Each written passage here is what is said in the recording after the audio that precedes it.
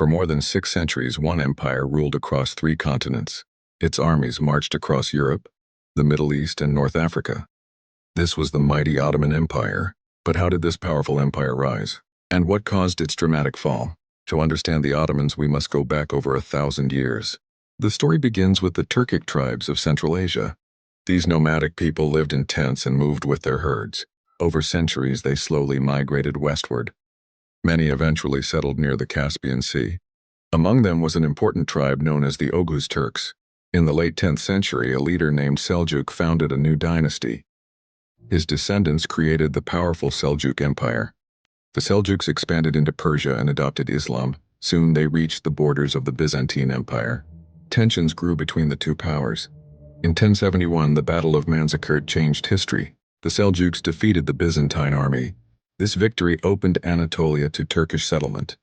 Over time, the Seljuk Empire fragmented into smaller states. These small states were known as beyliks. One of them would rise to extraordinary power.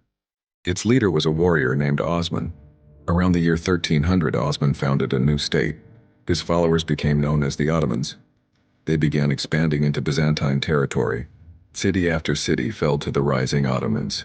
By the 14th century, they had crossed into Europe. Large parts of the Balkans soon came under Ottoman rule, but one city still stood strong: Constantinople, the capital of the Byzantine Empire. For centuries, it had resisted countless attacks. Then came Sultan Mehmed II. He was determined to capture the legendary city. In April 1453, the Ottoman army surrounded Constantinople. Huge cannons were brought to destroy the walls. For 7 weeks, the siege continued. Finally, the walls were breached. Constantinople fell on May 29, 1453. The Byzantine Empire had come to an end.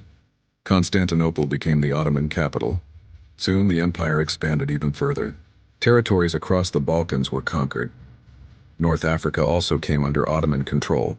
Then came one of the greatest rulers in Ottoman history. Suleiman the Magnificent ruled from 1520 to 1566.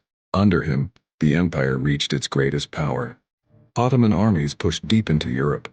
They even laid siege to Vienna in 1529, although the city held strong. During this golden age, the Ottoman Empire controlled vast lands across 3 continents, from Hungary in Europe to Egypt in Africa, and from Algeria in the west to Iraq in the east. A key reason for this success was the Ottoman military. Their forces were disciplined, organized, and highly trained. Among them were the famous Janissaries.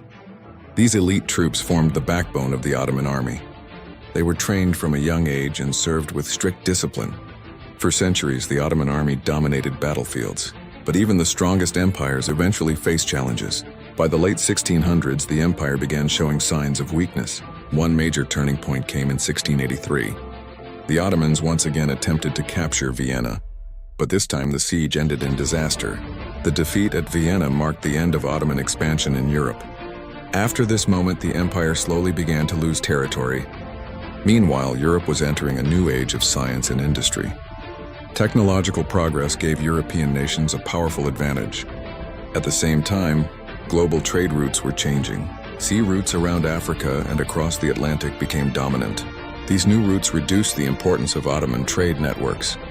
Economically, the empire began falling behind. By the 19th century, the empire was in serious trouble.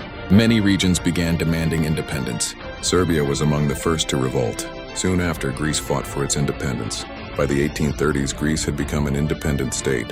European powers also took advantage of Ottoman weakness. France invaded and occupied Algeria. Russia expanded into Ottoman territory near the Black Sea. Because of its decline, the empire earned a grim nickname. It was called the Sick Man of Europe. Despite reforms, the empire continued to weaken.